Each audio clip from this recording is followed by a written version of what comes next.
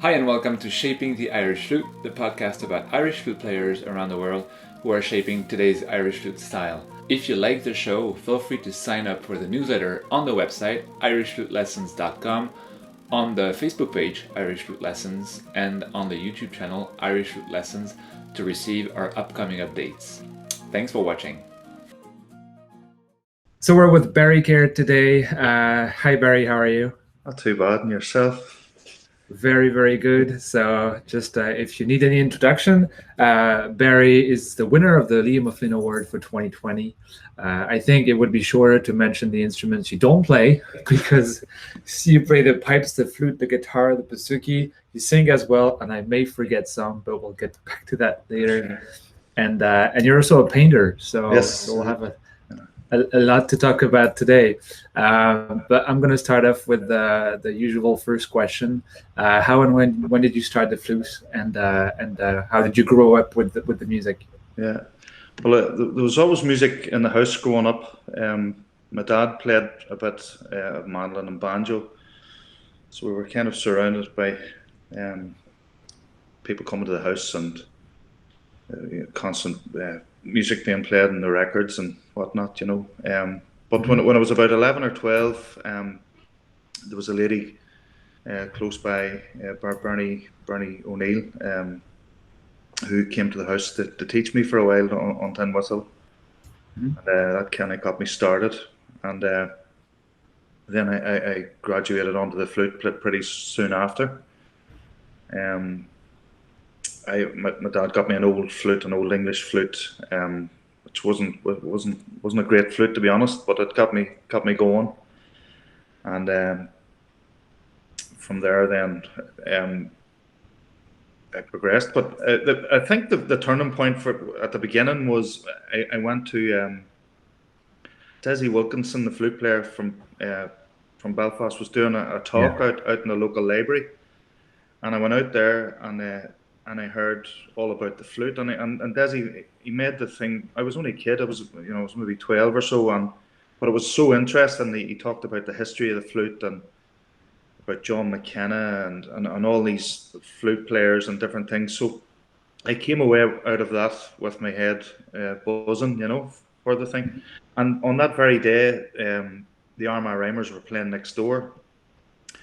And Desi sent me in to hear Seamus playing, and my dad knew Seamus, and so then my dad asked Seamus to come down and give me a few lessons, So he would come down maybe once or twice a week there on his bicycle, just to the house for a few hours, and he's a great man because not only the flute playing side of things, but the stories and the yarns and the songs and all, that all went with it, and it gave you a great insight into the older music and the older musicians and stuff that went before, So I'm very, very grateful for that, and I think out of it all, a few people have asked me that question of late, and I think that's what sticks with me most, is just the whole depth of it, of what Seamus, gave me, and gave Martha as well. You were talking to her during the week. I'm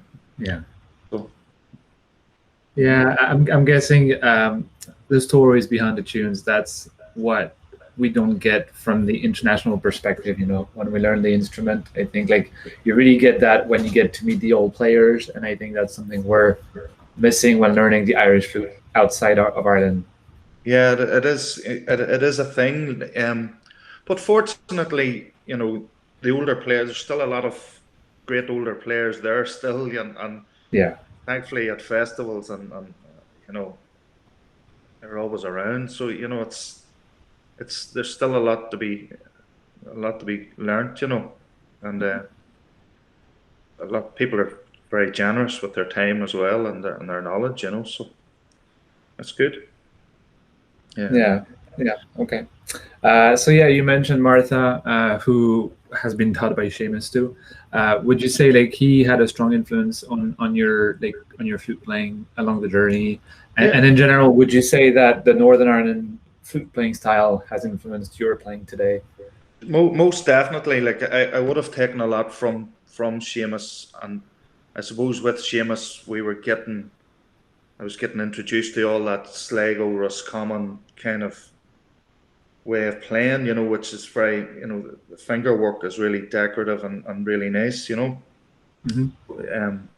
and a lot of that would have came from, I suppose, the likes of Michael Coleman on the fiddle there, and so like any young flute player, I was very taken with Matt Malloy's playing as well. So um, kind of I was listening to Matt, I think 24/7 for a few years. It was just constantly, listening to Matt's playing. But as you say, the northern thing was always there as well because um, where I'm from Lurgan in County Armagh, which is North County Armagh. Um, it's about 20 minutes from Belfast, and I, I would have been up and down regular to the sessions in Belfast.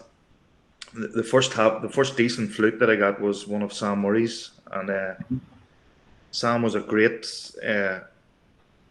influence on many flute players in the north because his workshop was like a hub where people would call in, and invariably they'd end up in the pub next door playing tunes, and so it was always great to get down to see Sam. And Belfast is to this day it's full of great flute players. You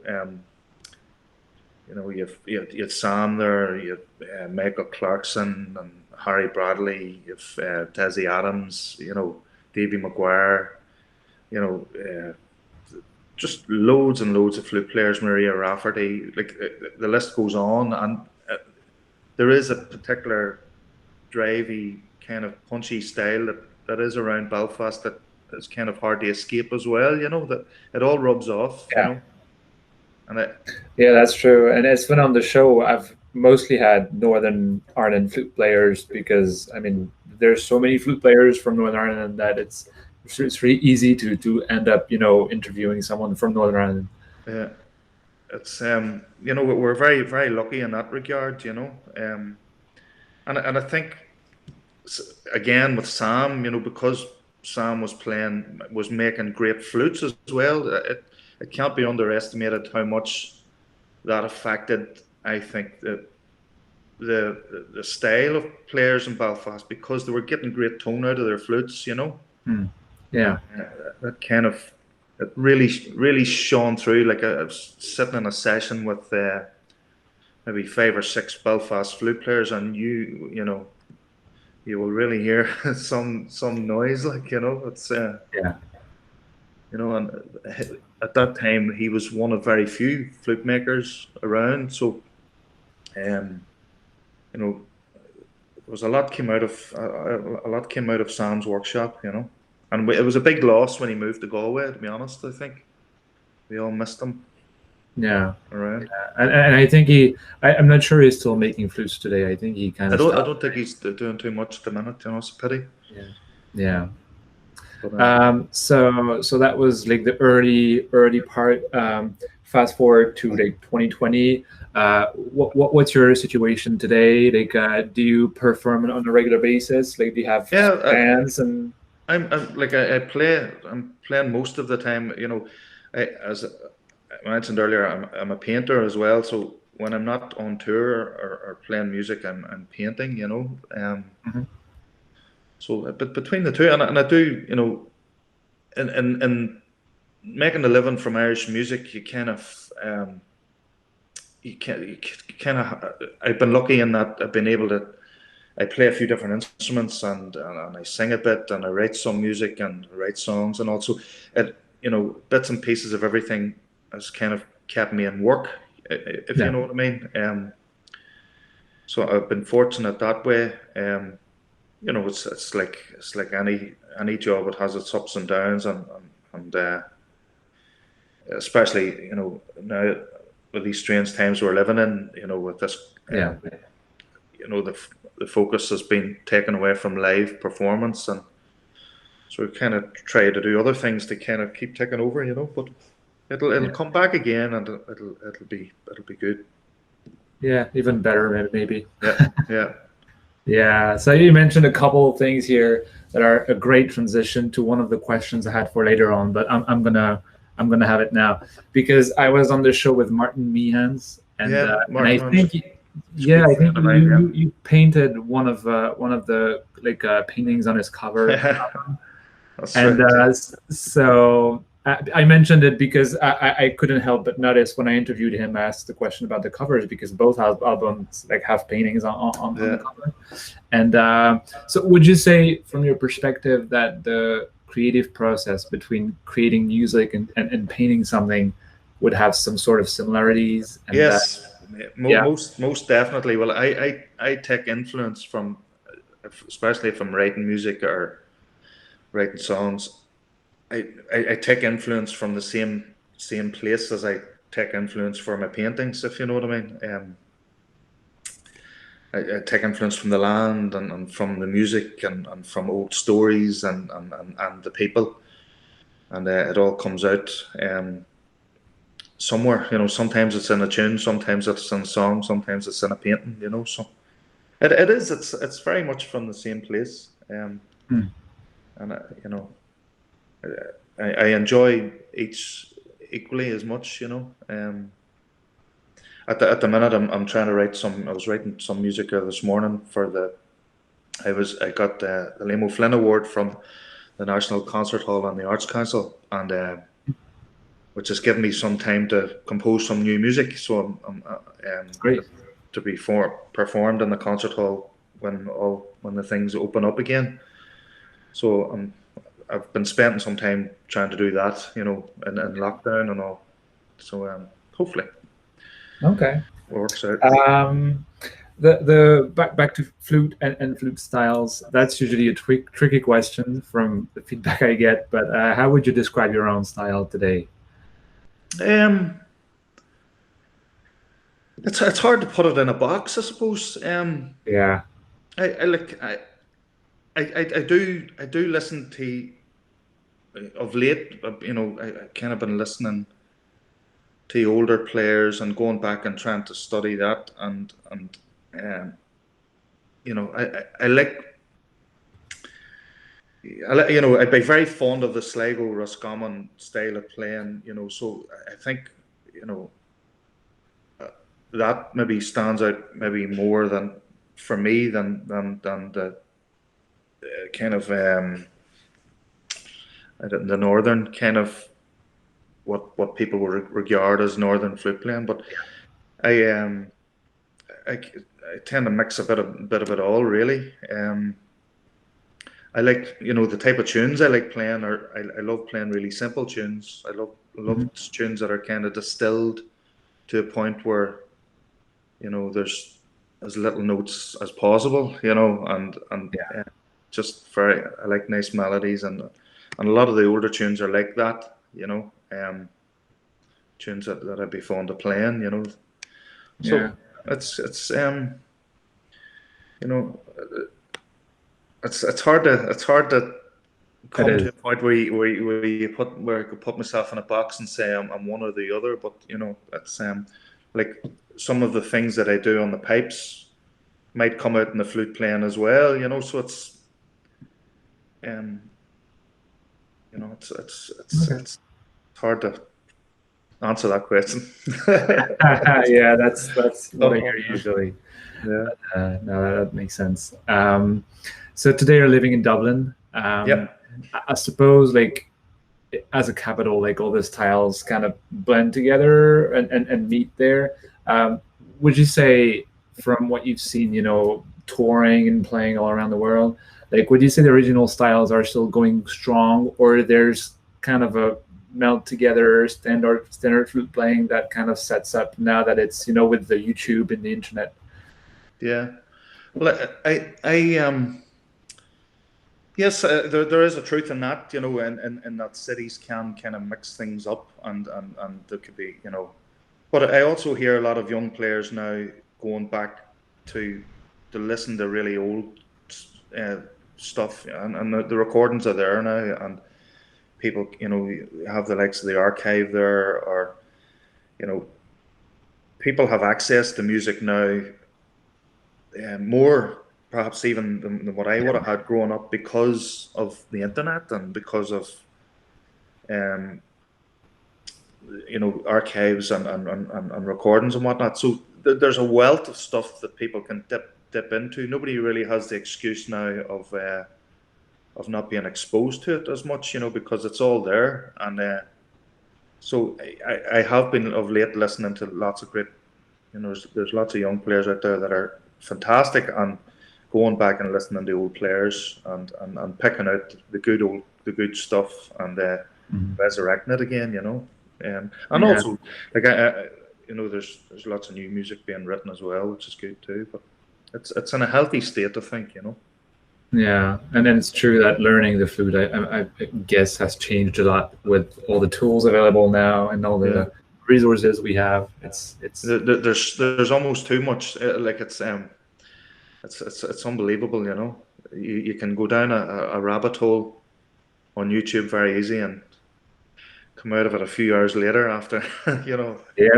On any subject. Yeah, on any subject. Yeah. So we're now on the teaching part. What piece of advice would you give to, like, someone starting the flute, like early stage? I would say, don't be too hard on yourself. With all the technical stuff that all comes. Just focus on being in tune and trying to get your rhythm right and your time and all the fancy stuff all comes later on down the line. And if you have a good instrument, that helps. That having a good instrument is half the battle, I think. You can be messing about in a really bad flute for years, and it would do you more harm than good, and it doesn't do your confidence any good either, if you're not able to get a sound out of it. So just do your research with makers and get a good instrument. There's lots of good makers now. There's more now than ever there was. So yeah, and just focus on your tone, on your timing, and the rest of it all follows. And just be honest with your music. If you're putting yourself into it, that's the main thing. Just honesty shines through in music, I think, as in every walk of life. All right. Okay. I don't know if you still practice on a daily basis, but what would be your routine, or how do you practice the flute today? Well, I shall be practicing more than I do. No, it's just this kitchen here is there's a nice sound in it, so I like taking the pipes or the flute out and just playing tunes and trying to. I've started learning the odd tune again, which is great. I've had time to do it in the lockdown. So just have no real focus when I sit down to practice, unless I'm probably learning something, Mm-hmm. And if an old tune comes into my head, I'll play it, A lot of the, before all this, and especially when I was living up in Belfast, I was playing maybe 5 or 6 nights a week and playing out. So that's, for 3 or 4 hours a night. So that's a routine in itself. It's a routine in itself, So it's just play as much as possible and enjoy it. You have to enjoy it. Always. Yeah. That's true. What would be your one or two, I know it's a hard one too, but one or two favorite tunes, the ones that you really love to play and that kind of fall under the fingers, There's a couple of old tunes that I play. Malloy, I think, Malloy recorded them. There's one called The Trip to Carragher, Halt. I think sometimes it's called the Bush and Bloom. in the Drogheda Bay. Myself and Brent O'Hare from Belfast used to play them all the time together. So I would play those a lot. It's two reels in G and E minor. Great tunes. So. Okay, well, we'll try to find them online and put the thing down on the screen for the viewers out there. Yeah. So you've played for about 20 years. Can you remember any specific concert or encounter that really stands out for you, you know, that you'll keep forever with you? I suppose I think my wedding was pretty cool.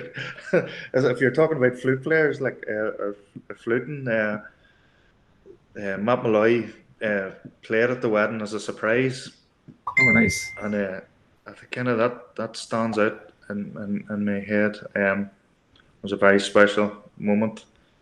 And then that evening I think there might have been 20 or 30 flute players at the wedding, and we all got together for a photograph. So it was kind of cool, you know. It is. It's quite unique. That was good, yeah. And my parents used to own a pub, which was a great music bar in Lurgan, called the Keeley House, and we had some great concerts in there.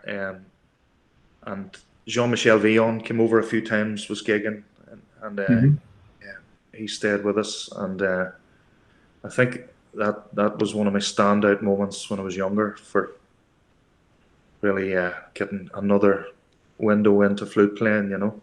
Yeah, and he's also a really fun guy to just chat with. Yeah, Jean-Michel's great. He's lovely man. And it's funny you mentioned the Breton music, because that was one of my next questions. That would be, do you play any other like trad music, be it like Breton or Spanish or Scottish? I know a few Breton tunes. Yes, I'm very fond of Breton music. You know, bands like Gwers and, you know, Cornog and you know, they were very popular around Belfast back in the day. You know, we even played a lot of their tunes at sessions the odd time. You know, I am very fond of Scottish music as well, and I love Donegal music, which also has a you know, a Scottish kind of element to it. You know, play lots of Highlands and marches and strathspeys and stuff. I would have a lot of those kinds of tunes in my repertoire. You know, if I'm gigging there, I always pull a few of those types of tunes out. You know, but it's probably, you know, we're so close in proximity to Scotland. You know, people travel back and forwards for work, you know, for hundreds of years, so it was inevitable that there was a crossover of tunes, you know. Yeah. And still to this day, there's, you know, tunes that would be known as Scottish tunes, but we have our own take on them, you know. Yeah. Would you say that because Donegal tunes would be mostly on the fiddle, I think? Yes. It transfers well on the flute, like. Yeah, some of them do. You know. You know, some of the tunes are bounced away down the octave or whatever, might not suit, but kind of there are lots of Donegal tunes that suit the flute. Frankie Kennedy, when he played with Elton, kind of done a great job on a lot of those Donegal tunes on the flute, you know. Yeah. And he was great with a lovely style of flute playing too. So. Okay. Yeah. So do you have any? I know it's hard to kind of foresee what's going to come after because of the current situation, but do you have any like musical project, any album project, or like any gigs already like set up for later this year? Yeah, well, I'm kind of as I was saying, I'm working on the Liam O'Flynn stuff at the minute. That's going to be probably a big deal for me anyway. It's just to tie it all together. It's a lot of work in it. So I'll be spending some time doing that. I'm also recording a new album of songs at the minute as well. I go into the studio on Thursday with Sean O'Graham up in Portland on there to finish off some songs that I had written last year. So it's not really traditional as such, more kind of folky, kind of indie almost. But you know, it's all music. Yeah, I mean, you should send over the information as soon as it gets out. We can, share it with the Facebook page and everything because Yeah, that is going to be great. no, sure. Um, Keep me out of trouble, you know. yeah. Do you have any website information or page that you'd like to share that we can put on the screen? Yeah, well, I have barrykerr.com. I suppose it's my website. It needs a little bit of updating, but I'm sure there's some music on there, some videos, and some links to recordings and stuff. I did an album with my sister there last year. Yeah, On the film, right? it's called Castor Bay, and so it's available if anybody wants to hear some tunes in the flute, flute and fiddle. So Yeah. Great looking website. That's my day job is creating websites. So I'm always like, sensitive to good looking website. And that was a really clean and neat website. So oh, thank you. do you give any online lessons? Pardon? I did for a while. Not recently. Maybe I should. When I get some time. I was supposed to, like, I do teach from time to time at festivals and things like that. Um, but I haven't been doing much online of late. Maybe it's something I'll look into going forward. I was supposed to teach at Irish Flute Yeah. this year, but it's postponed until next year. So I'll be down there next year. Okay. And whatever else comes in, I'm sure. Yeah. Hopefully get a trip abroad at some stage too. Yeah, well, it'd be nice to be back to sessions. We already started sessions here now, so it feels really nice. But I'm actually organizing a festival which was supposed to happen the 1st of May this year. Same thing, we had to move it to next year. So we're really looking forward, moving on and having the whole thing back on. Yeah. It's I'm going. The pubs are just kind of steadily opening here now at the minute, so I'm going to go for a few pints tomorrow night, and I'm really looking forward to it. Enjoy. The first ones feel really nice, and the ones after that too. Yeah. Okay, this is my last question, and it's always my last question for the flute players out there. What flutes do you play on? At the minute, I'm playing a Cocoswood Geert Lejeune flute. I'm a left-handed player, so it's Geert made it for me maybe 3 years ago. It's the flute, the wood came from a flute maker from France, Louis Lot. His family had the wood, and I think Geert came by some of it. So it's a really nice flute. It's a lovely tone off it.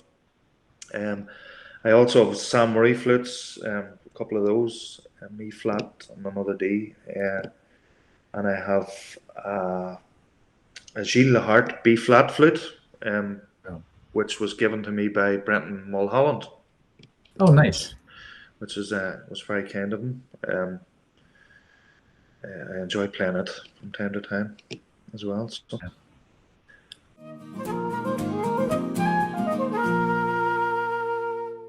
So the first one, Guinness or Schnittix? Guinness. Okay, 2 tomorrow for me. Jig or reel? Jig. Okay. F or B flat? B flat. Flute or whistle? Flute. For you, I should have asked flute or pipes. That would have made more sense. Well, that's a tough one. Flute, I think, actually, still, yeah. Pratten or Rudel? Rudel. Yeah. Piper's grip or Rockstraw grip? Pipers for me. I used to play the other grip, but when I was playing pipes, it started to get a little sore on the hands, so I just used the pipers for the flute then too. Okay. Crown or rolls? I sent him a piper crans. Yeah. And slow or fast? Fast.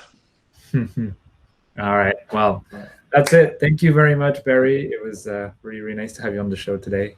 My pleasure, Michelle, and hopefully see you soon. Yeah, we'll see you so Yeah, next year at Renew, and we'll be looking forward Liam O'Flynn compositions and music. that'll do. Okay. Good All man. right. Thank Thanks, you. Barry. Thanks. All the best. Thank you for watching. It was another great show in the series Shaping the Irish Flute. If you liked the show, remember to give us a thumbs up or a like down below the video, and to join us on the newsletter irishflutelessons.com, on YouTube, on Facebook. Leave us a comment, share a message with us. We're always happy to read your thoughts and feedback. Have a great week and see you next week.